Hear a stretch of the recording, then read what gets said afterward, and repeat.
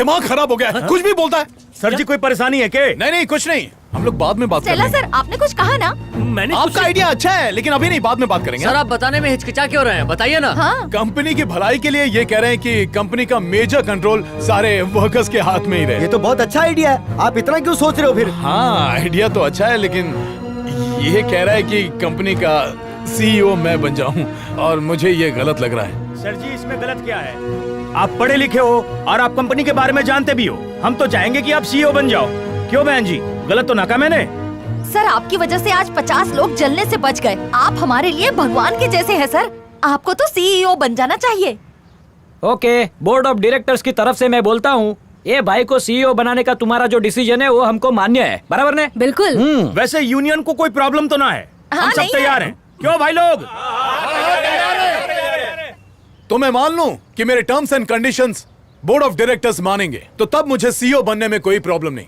माज़म मित्र अरविंद, मैं ही जानता हूं कि मुझे इस पोजीशन पर पहुंचाने के लिए इसने कितनी मेहनत की है। हालांकि इसका सपना धुआं बन के उड़ गया। इसके सपने भले ही अधूरे रह गए, लेकिन मैं जो बदलाव लाऊंगा वो परमानेंट होगा। आज के बाद कंपनी में गवर्नमेंट के रूल से ही प्रोडक्ट बनेगा। फायदे नुकसान की कोई परवाह नहीं, कंपनी बर्दाश्त करेगी। बोर्ड ऑफ डायरेक्टर्स को यह मानना होगा। इसको बोलते हैं रे मार्केटिंग अरविंद, कि मच्छर भी मर जाए और कोयल भी नहीं जले। आज तक सिर्फ ग्राहकों को बेवकूफ बनाया, अब मजदूरों को बेवकूफ बनाने की बारी आ ली। फिर से कफन बांध ले रे बाबा। मजदूरों का दर्द किसी को नहीं दिखता, उनको उनका सही मुआवजा नहीं मिलता। तो आज और इसी वक्त से तुम लोगों की सैलरी 3 गुना ज्यादा। पैसा 3 गुना होते ही ये गुलाम मजदूर मेरे सामने अपनी दुम हिलाएंगे। मिस्टर आदि, तुम्हारी सारी शर्तें बोर्ड ऑफ डायरेक्टर को मंजूर है। आज से हमारी सेफरन कंपनी के नए सीईओ तुम हो। मेरी बात अभी पूरी नहीं हुई है। सीईओ बनने से पहले मिस्टर अरविंद की मंजूरी चाहूंगा। ये सब के सब गधे हैं, सपनों की दुनिया में सांस लेकर जी रहे हैं। अब मैं प्रोडक्ट में जहर भी मिलाऊंगा तो मना नहीं करेंगे। मजदूर ये सोच भी नहीं सकता कि मार्केटिंग के लिए मालिक मजदूरों से क्या क्या नहीं करवा सकता। मैं इन्हें गधे की मजदूरी देकर घोड़ों का काम निकलवाऊंगा। ये भी कोई पूछने की बात है? मैं भी यही चाहता हूँ कि आदि सर हमारे सीईओ बने। मार्केटिंग की दुनिया बदलने चले थे, सैंपल के बल पे इतना बड़ा बदलाव लाना चाहते थे। अब सबूत के नाम पर सिर्फ राख बचिए जा डीएनए करवा ले। इंतजार की घड़ियां खत्म हुई और वो दिन आ ही गया। अरविंद की मेहनत और कोशिशों की वजह से फोर्ड इंडस्ट्री मजबूर हो गई है कि वो गवर्नमेंट रेगुलेशंस के हिसाब से प्रोडक्ट्स बनाए। ये तो बहुत ही गर्व की बात है। हम अरविंद से पूछेंगे कि इस मकाम तक पहुंचने के लिए उन्होंने क्या क्या कुर्बानी दी है, और मुझे यकीन है कि आप सभी लिसनर्स उनकी कहानी सुनने के लिए बेकरार हो रहे होंगे। लीजिए, अरविंद जी स्टूडियो में आ गए। Welcome to the show Arvind. तो बताइए, इस मिशन की सफलता की कहानी आप एक ही जुबानी। आप लोग मेरे को जानते ही होंगे, और ये भी जानते होंगे कि मेरी कंपनी जहरीले प्रोडक्ट बनाकर बेचती है, जिसे लाखों लोग खाकर मर रहे, बीमार पड़ रहे हैं। ये मौत का तमाशा मेरे को बंद करने का था, इसलिए मैंने अपने मजदूर भाइयों को एक किया और बॉस की नाक के नीचे अच्छा प्रोडक्ट बनाना शुरू करवाया। वो सैंपल्स मार्केट में लाके दुनिया को दिखाना चाहता था कि अच्छा प्रोडक्ट भी बन सकता है, पर यह साबित करने के लिए मेरे पास प्रोडक्ट ही नहीं है, क्योंकि बॉस ने सब जला डाला। आप ये क्या कह रहे हैं? मुझे लगा वो प्रोडक्ट्स कंज्यूमर तक पहुंच गए होंगे। माना कि मैं प्रोडक्ट का सुधार वाला सैंपल तो नहीं ला पाया, लेकिन वर्कर लोग में जो सुधार आया है वो उस सैंपल से कहीं बढ़कर आए।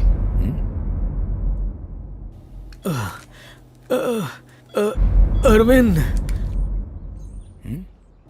मैं हमेशा मालिकों की बात मानता आया। पिछले 2 दिनों में मैंने तुम्हारी बात मानी। आज जब ड्यूटी पर आया तो सोचने लगा कि फिर से खराब प्रोडक्ट बनाना पड़ेगा, लेकिन गलत काम करने के लिए मेरा दिल नहीं मान रहा था। मैंने अपनी ज़मीर की आवाज सुनी और मिलावट नहीं की। अरविंद, मैंने कोई गलत काम नहीं किया।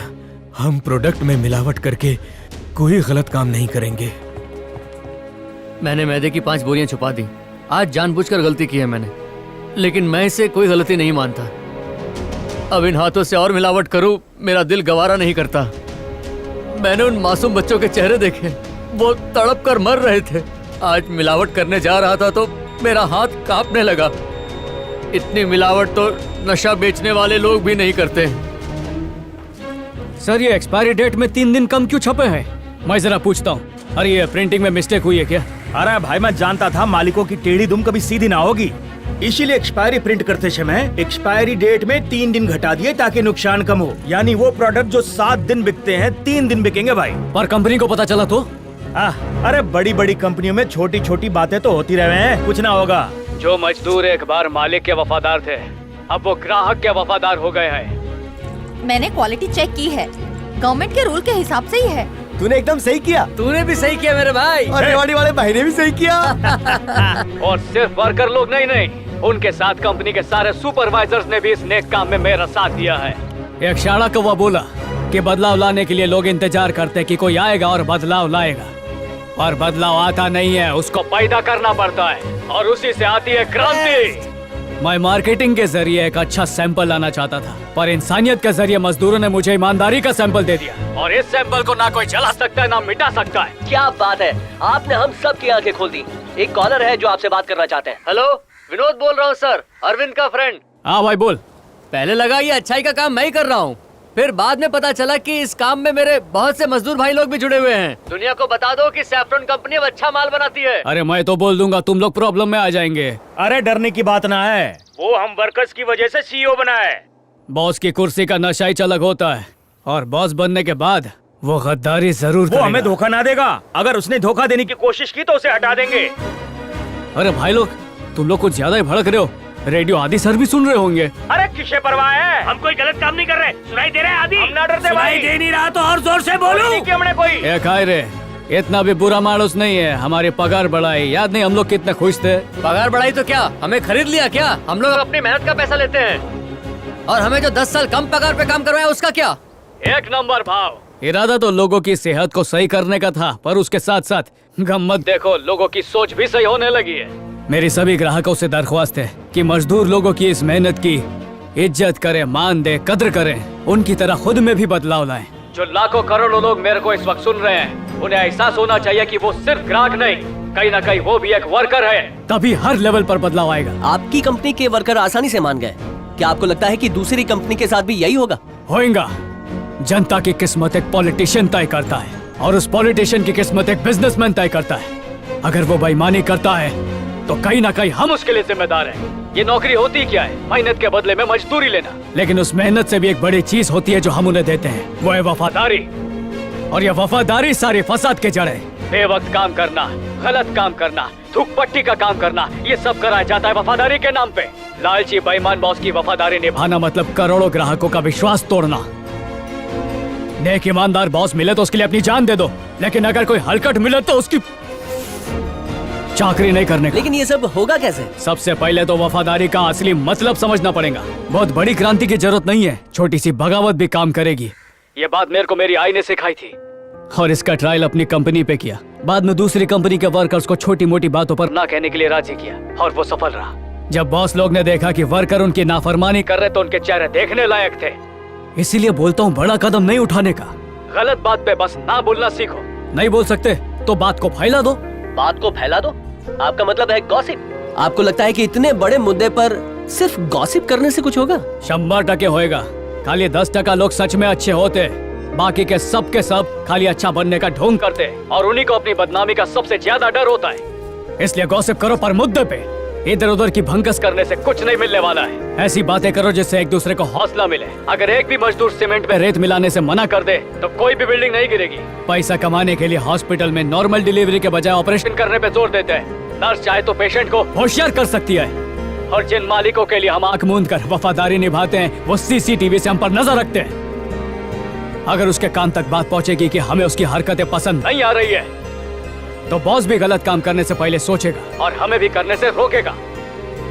उसकी गलत हरकतों पे इतनी चर्चा करो कि बदनामी के डर से वो अपने आप सुधर जाए। जरा गौर से सोचो, ऐसा किया तो उनके घर वाले भी उनकी इज्जत करना छोड़ देंगे। जब बॉस मजदूर के दिल में अपना डर कायम रखना चाहते हैं तो हम क्यों पीछे रहें? कम से कम हमारा डर मतलब ही नहीं, भलाई के लिए होगा। इसलिए खूब बात फैलाओ।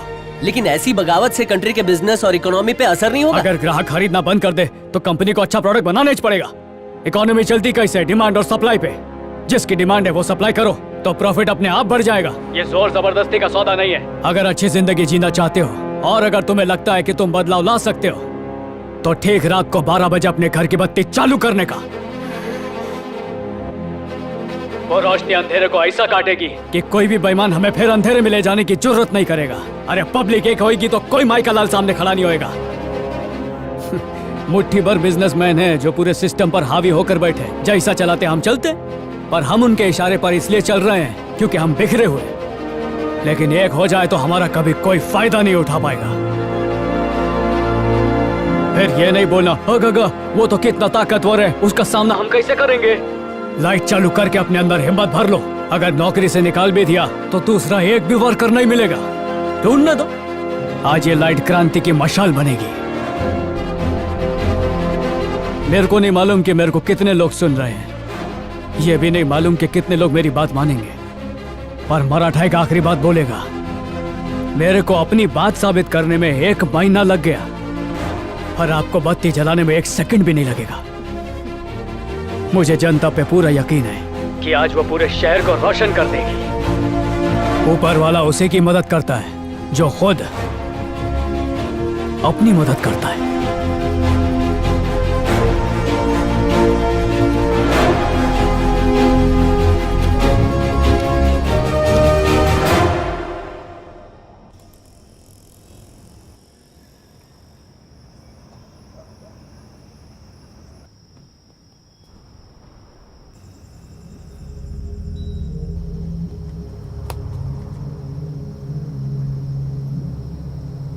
भाव कस्तूरी।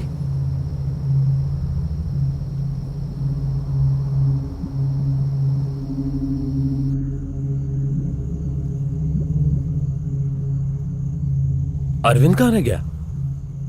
बेटा नाश्ते में क्या खाएगा तू? आई मेरे को नहीं मालूम, तू बोल। मैं वड़ा तल दूंगी, तू पाव ले आना। तुम्हारे दोस्त पहाड़ पे गए हैं, कम से कम छत पे तो चले जाओ। इधर लेटे लेटे कैसे पता चलेगा? अरे बाबा वो सब छोड़ो और बैठो आराम से। इतना टेंशन के चला रही? मैंने तो अपना फर्ज निभा दिया बाबा, अब जनता पे है वो अपना हक अदा करती है या नहीं।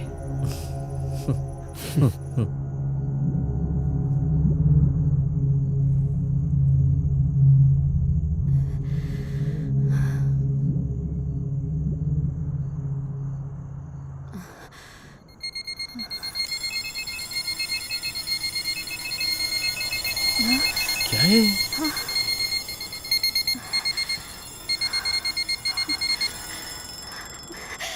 वो देखो। हाँ?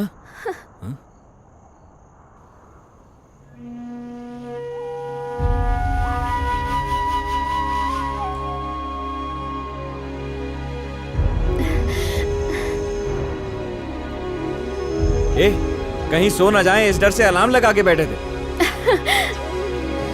यस!